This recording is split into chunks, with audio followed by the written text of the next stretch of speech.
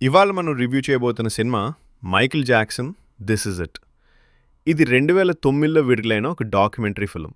ఈ cinema Michael Jackson జీవితంలోనే ఒక ప్రత్యేకమైన అధ్యాయం చూపిస్తుంది. అతను లండన్లో చేయబోతున్న కమ్బ్యాక్ కాన్సర్ట్ కోసం చేసిన రిహార్సల్స్ని ఇందులో మనం దగ్గరగా చూస్తాం. ఇది సాధారణ కథను సినిమా కాదు, కానీ ఒక లెజెండరీ ఆర్టిస్ట్ ఎలా తన షోని పర్ఫెక్ట్గా చేయాలనుకున్నాడో చూపించే అద్భుతమైన ఫుటేజ్.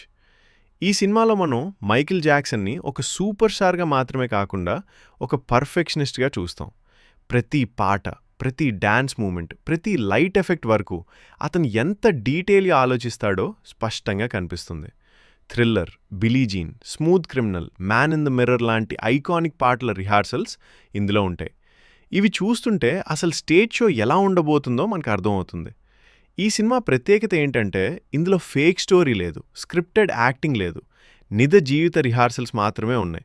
మైకిల్ తన డాన్సర్లతో కలిసి ప్రాక్టీస్ చేస్తూ ప్రతి చిన్న మిస్టేక్ని కూడా ఎలా పర్ఫెక్ట్గా మార్చాలో చూపిస్తాడు.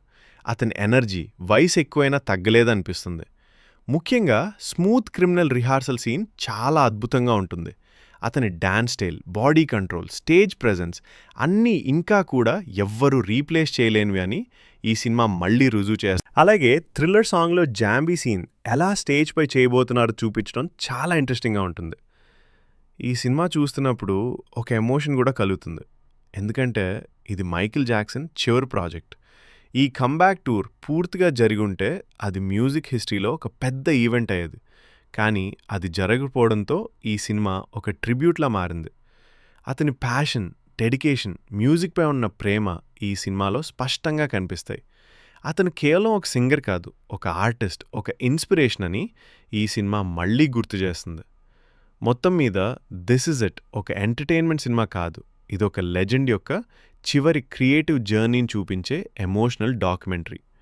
Final rating 8.5/10. చివరిగా ఇలాంటి మరిన్ని మూవీ రివ్యూస్ మరియు ఎంటర్టైన్మెంట్ కంటెంట్ కోసం నా ఛానల్ను సబ్స్క్రైబ్ చేయండి.